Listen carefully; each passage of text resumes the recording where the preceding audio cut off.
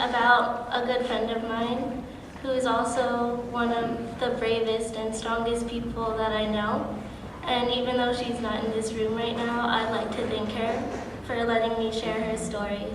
And I'd also like to thank my English teacher, who is probably not here right now, but I'd like to thank him for submitting this. So this is my story. There is no such thing as monsters. She sits in front of the television for hours at a time, idolizing monsters because they look the way she wants to look. She doesn't see who they are inside, and she doesn't care that beauty is only skin deep. She thinks she is an abomination because when she looks in the mirror, she sees herself, not the models on TV. She doesn't remember the sweet taste of fresh cookies. She can't stand the smell anymore. At lunch, she claims she isn't hungry, disguising the fact that she has a phobia of calories. She has trained her body to refuse food and gets nauseous just looking at her bow. However, it was her malnourished body and pale skin that exposed her for what she was. Friends knew she needed help, but wouldn't acknowledge the fact.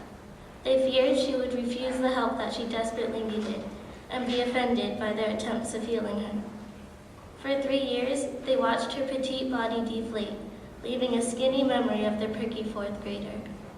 It wasn't until she reached 7th grade when someone took action.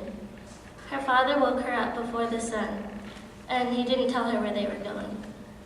70 miles later, they arrived in a hospital where he left his ill daughter, who eventually lost her freedom. She spent 1 year in the hospital, living by strict guidelines and schedules. She befriended girls who, like her, were insecure. The one she became closest with was in the hospital for 14 months and wasn't getting better. In the beginning of the girl's 14th month in the hospital, she committed suicide, leaving her 7th grade companion morose and emotionally unstable.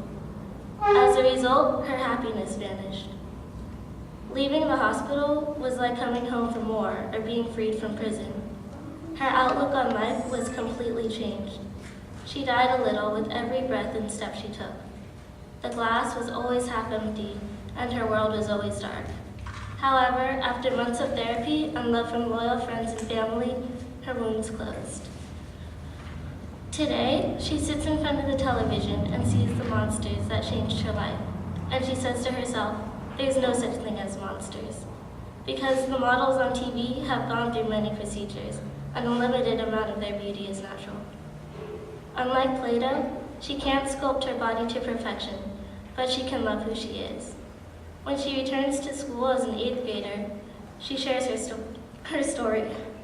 She tells her friends that every time they look in the mirror and don't like what they see, they need to keep in mind that internal beauty is eternal beauty, and perfection is a word with no definition. Thanks.